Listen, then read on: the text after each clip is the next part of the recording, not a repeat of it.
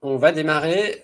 Du coup, pour ceux qui ne me connaissent pas, je suis Nicolas Boissard, directeur marketing de Questio, et je m'occupe de superviser les projets CRM qui sont menés avec nos clients. Et donc, l'idée du webinaire d'aujourd'hui, c'est de prendre le temps de la réflexion sur le sujet du choix du CRM. Quel CRM choisir?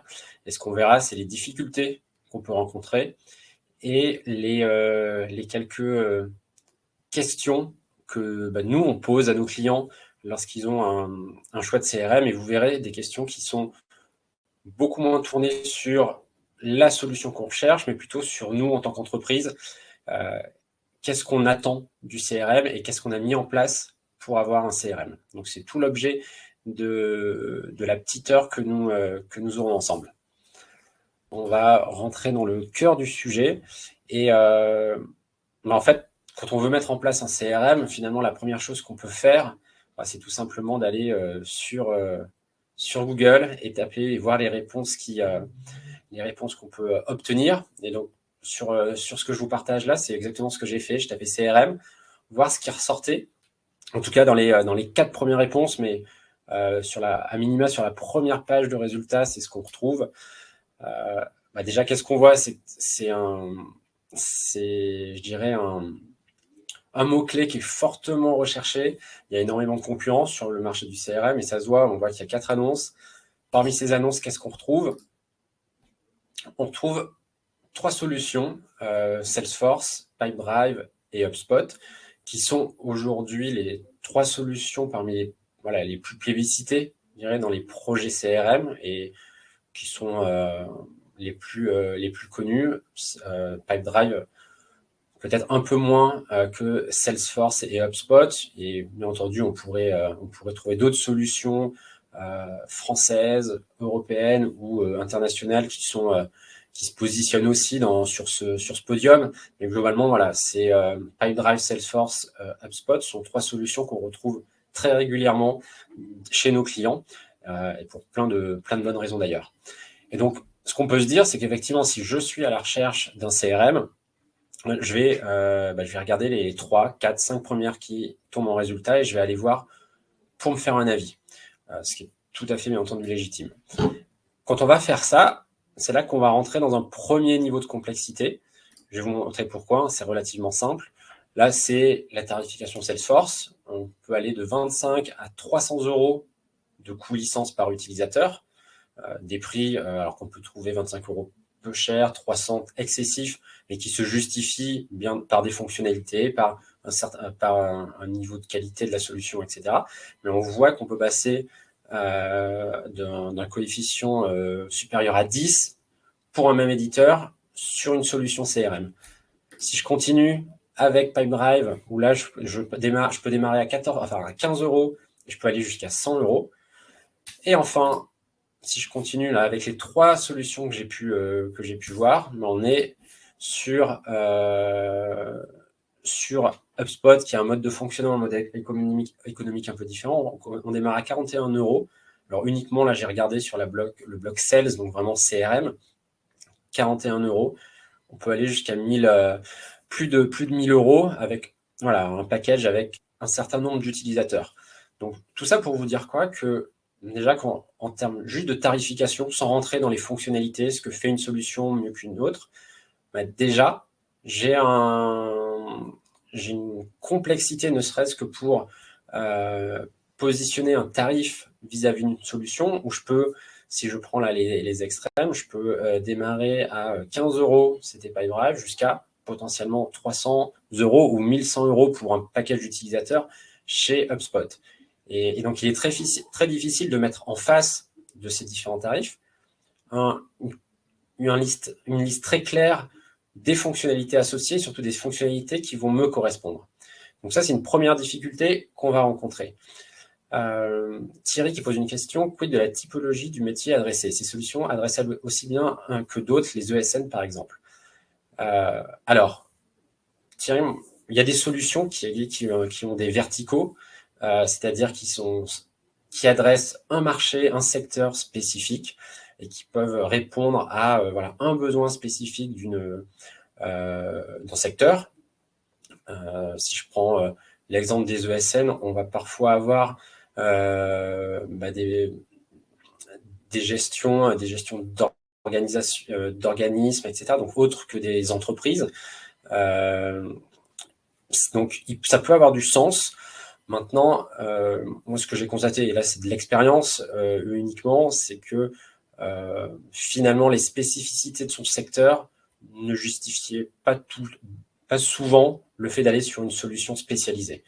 L'avantage d'une solution plus généraliste, et encore une fois, c'est un avis, et il y a sûrement des très bons arguments pour dire le contraire. Mon avis, c'est que le risque d'être sur une solution sur un secteur particulier, c'est qu'elle va évoluer moins vite qu'une solution généraliste qui est ouverte à un marché beaucoup plus large, qui va avoir des feedbacks clients beaucoup plus importants et qui donc va innover, apporter de nouvelles fonctionnalités de façon un peu plus fréquente. Donc, et pourtant, j'ai eu dans mon expérience des solutions où effectivement, ça pouvait avoir du sens d'aller sur une solution dédiée à un secteur, mais c'était quand même malgré tout très rare.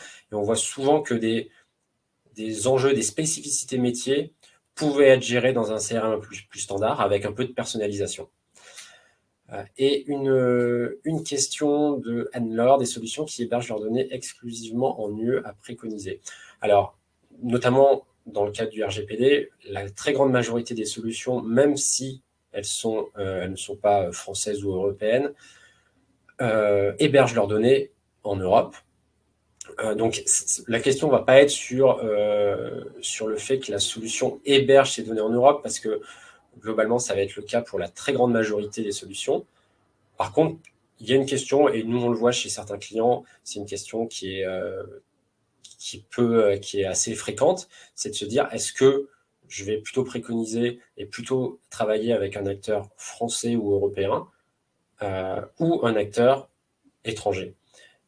Et ça, c'est une question pour plein de raisons qui est tout à fait justifiée. Et une solution et une question qu'on rencontre de plus en plus dans les accompagnements qu'on peut faire avec des clients.